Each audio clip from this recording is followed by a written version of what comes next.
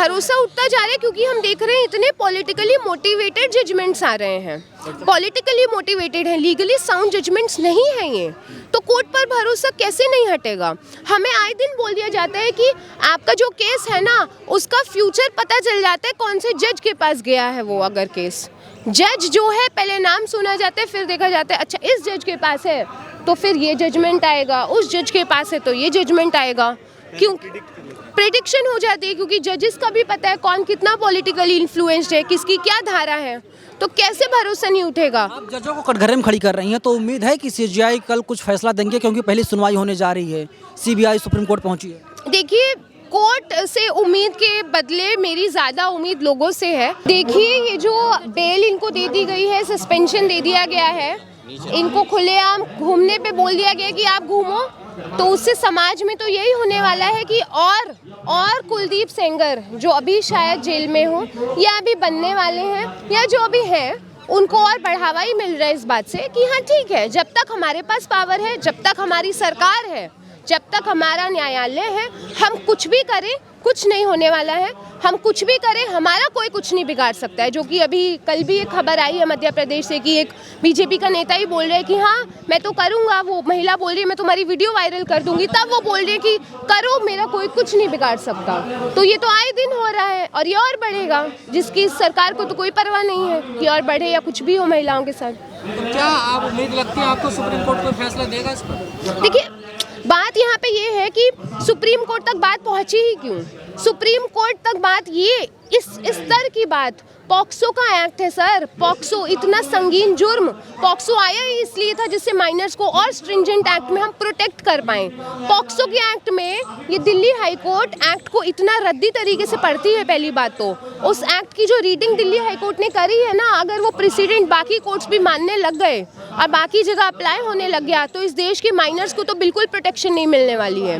तो पहली बात तो सवाल यही उठना चाहिए कि इतनी फ्लॉड रीडिंग करी ही क्यों है कोर्ट ने। साफ साफ पता चल रहा है जजमेंट पढ़ेंगे तो कि आपको प्रोटेक्ट करना है किसी एक व्यक्ति को, इसलिए आपने तोड़ मरोड़ के रीडिंग कर दी है। उसके बाद सरकार ने देखा कि अरे ये तो सर्वाइवर अभी भी चुप नहीं बैठी, ये तो अभी भी सड़कों पे आ गई है, शायद निर्भया जैसा मूवमेंट दोबारा शुरू हो जाए, इसलिए इन लोगों ने सोचा चलो अब सीबीआई को लगा देते हैं, सुप्रीम कोर्ट पे पहुंचा देते हैं। कहना है कि जो सेक्शन इन पे लगे हैं वो लागू नहीं होते, पब्लिक सर्वेंट है नहीं, एमएलए पब्लिक सर्वेंट होते हैं। सेक्शन 5C की बात कर रहे हैं वो, और सेक्शन 4 का क्या? सेक्शन 4 में भी बोला गया है कि कोई भी व्यक्ति माइनर के साथ रेप करेगा लाइफ इम्प्रिजनमेंट की सजा उनको भी मिलती है।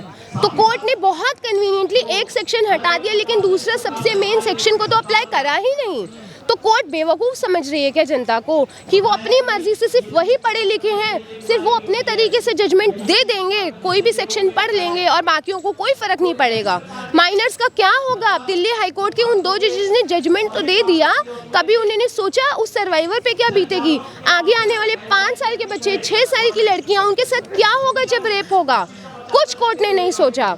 तो अगर पब्लिक सर्वेंट नहीं है तो कुछ भी करके चला जाए और उसके बाद 6-7 साल जेल में है, चलो इनको छोड़ देते हैं। उसके बाद कोर्ट ने ये ध्यान नहीं दिया कि इस व्यक्ति का क्या पास्ट रहा है।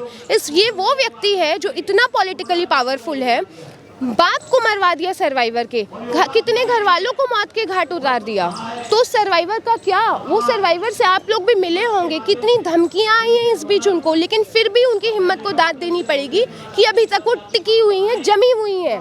वरना ये लोग चाहते हैं कि वो घर पे बैठ जाएं, वो कुछ आवाज़ ना उठाएं, चुपचाप बैठे ही रहें अगर उनको और जिंदा रहना है तो इस कोर्ट का हमें पूरा मंशा सामने आ गई है कि दे डोंट केयर। तो क्या जिस प्रकार बीजेपी के नेता इनके सपोर्ट में आ रहे हैं तो क्या बीजेपी का भी सपोर्ट रहा है इस पूरे मामले? बिल्कुल, आप देखिए ये कौन है जो रेसलर्स के साथ जिन्होंने ब्रिजभूषण का भी बयान आया है कि कुलदीप सेंगर ने कुछ नहीं करा है, ये जो महिला है वो ड्रामा कर रही है। ब्रिजभूषण के बारे में हम जानते हैं, बीजेपी के तमाम नेताओं के बारे में हम जानते हैं, बीजेपी के छात्र नेताओं के बारे में हम जानते हैं, चाहे वो BHU हो जहाँ पे ABVP के कार्यकर्ता रेप कर देते हैं छात्राओं का, चाहे वो और जगहें हो, मध्य प्रदेश का हमने इंसिडेंट ले लिया, कुलदीप सेंगर को हम देख रहे हैं खुलेआम कैसे कैसे हम देख रहे हैं बिल्किस बानो की रेपिस्ट को मालाएं चढ़ा दी जाती हैं। तो हम देख रहे हैं ये जो सरकार है वो आए दिन धज्जियां उड़ा रही है महिलाओं की। 50% आबादी रखती हैं महिलाएं, लेकिन उनको कोई कद्र नहीं है। उनको पता है कि हाँ, हम महिलाओं को बाकी जगहों पर फंसा देंगे। 2014 के भारत का यही वो है जो जहाँ पर रेपिस्टों को छोड़ दिया जाता है। बिल्कुल, हम देख रहे हैं ना, छोड़ा जा ही रहा है। अब हमें हाइपोथेसिस में या हाइपोथेटिकल बात नहीं करनी है कि क्या ऐसा ही हो रहा है, हमारे तो सामने हो रहा है। हम तो देख रहे हैं, एज महिला, एज विमेन हम देख रहे हैं। आप सोचिए क्या बीत रही होगी इस देश की महिलाओं के ऊपर जब वो देख रहे हैं कि अगले हम भी हो सकते हैं, हमारे घर वाले हो सकते हैं, और होने के बाद भी कुछ होगा नहीं, कुछ बिगड़ने नहीं वाला है। तो हम रात को सोएं कैसे, हम अपने काम पे कैसे जाएं, हम पढ़ने लिखने कैसे जाएं, हम अपनी आगे की जिंदगी कैसे जी, ये सवाल है सरकार से। अच्छा, गैंग लगातार बोल रहा है कि आप लोगों को कानून पर भरोसा नहीं है, अदालत भरोसा नहीं है। कानून पे भरोसा नहीं है, बिल्कुल भरोसा नहीं है। कानून ने दिखा दिया। दिल्ली हाई कोर्ट बहुत बड़ा कोर्ट है सर, कोई हमारा डिस्ट्रिक्ट कोर्ट नहीं है Delhi high court. Delhi high court को हम मानते हैं कि वो जो जजमेंट आएगा, बेस्ट जजेस वो जजमेंट दे रहे होंगे जो लॉ की सबसे ज़्यादा समझदारी रख रहे हैं। लेकिन यही कोर्ट्स हैं जो आए दिन अपने जजमेंट में मनुस्मृति कोट करते हैं, जो बोलते हैं, यही जजेस बोलते हैं कि हाँ, ब्राह्मण्स ही हैं जिन्होंने हिंदुइज्म को और अलाइव कराई है, वही जज का कोर्ट है। तो हम इस न्यायालय पे कैसे ट्रस्ट कर लें, जिन्होंने बिल्किस बानो के रेपिस्ट को बेल दे दी, जिन्होंने कुलदीप सिंह सेंगर को बेल दे दी और सस्पेंशन भी दे दिया लाइफ इम्प्रिजनमेंट का। मैं भी लॉ स्टूडेंट हूँ, लॉ की पढ़ाई कर रही हूँ। पूरा साफ साफ लिखा है कि सस्पेंशन लाइफ इम्प्रिजनमेंट में सिर्फ तब होता है जब प्राइमा फेसी दिख रहा हो कि वो इनोसेंट है। यहाँ पर तो किसी जज ने नहीं बोला उनको इनोसेंट लग रहा है, तो ये तो लॉ की भी हम धज्जियां उड़ा दे रहे हैं। क्या सजा होनी चाहिए? बिल्कुल, देखिए, कानूनी तौर पर सजा होनी चाहिए। बेल ऐसे व्यक्ति को जो इतना हार्मफुल है, जो जान पे बनाएगी किसी सर्वाइवर के, अगर वो बाहर आया, उसका पास्ट रिकॉर्ड देखता है लॉ कि क्या इसको बाहर निकाल कर क्या बाकी के लोग सेफ होंगे, क्या ये समाज में एक खतरा है। जब तक वो एक खतरा है, बेल नहीं दी जाती है, लाइफ इम्प्रिजनमेंट में सस्पेंशन नहीं होता है, लेकिन फिर भी इस कोर्ट ने दे दिया। मैम, आप खुद ही एक लॉ क्या आपको कानून पर या कोर्ट्स पर भरोसा है? देखिए, मैंने जैसे बोला, भरोसा उठता जा रहा है क्योंकि जब हम देख रहे हैं, भरोसा उठता जा रहा है क्योंकि हम देख रहे हैं इतने पॉलिटिकली मोटिवेटेड जजमेंट्स आ रहे हैं। पॉलिटिकली मोटिवेटेड है, लीगली साउंड जजमेंट्स नहीं हैं ये, तो कोर्ट पर भरोसा कैसे नहीं हटेगा। हमें आए दिन बोल दिया जाता है कि आपका जो केस है ना, उसका फ्यूचर पता चल जाता है कौन से जज के पास गया है वो। अगर केस, जज जो है पहले नाम सुना जाता है, फिर देखा जाता है अच्छा इस जज के पास है तो फिर ये जजमेंट आएगा, उस जज के पास है तो ये जजमेंट आएगा।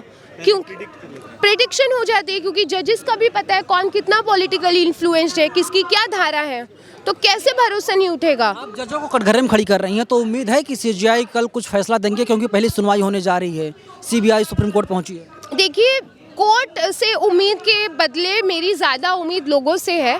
अगर लोग सड़कों पे ना उतरते, वो महिला जिसके साथ इतना बुरा ये कांड हुआ है, वो उसकी हिम्मत की दाद देनी पड़ेगी। वो अभी तक डटी हुई हैं, अगर वो नहीं उतरती, लोग नहीं उतरते, तो केस सुप्रीम कोर्ट तक भी नहीं जाता।